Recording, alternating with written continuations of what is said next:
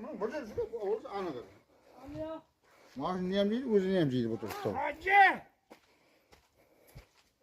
Ölüp ket, ölüp ket. Ölüpler ketken bitip yürmey, meylime. He, sen gana ölgün mürdaşav. Haramlap jipsan komman insanı, inanka kirgizipsan ku. Ha, piyada kaldın endi pukuma okşap. Özü birmezlik ya, şu gün arsaydı birmeniz o maaşını. Ma södürap tartı manaka çıkarın ma turbada butur ura berdi endi. Soramazsın, şunu. Ey, hani asıl büktin kemazın ma bilen men çakırıp tart çıkarış gerek bunu. Ağayının mı?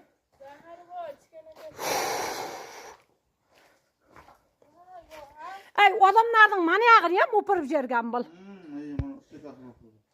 Kapıda değil mi? Kalıp değil. Uzun baktı, ne kulağım? He, ölgüne, mozaratta ölüp ketgine. Valla kıldı adamlar bu. Mani jip kamerip kütüge urup oturuptu. Adamlardan oyban neyem jırtkan mani. Endi bana qıp beriş gerek. Kalıp da değil.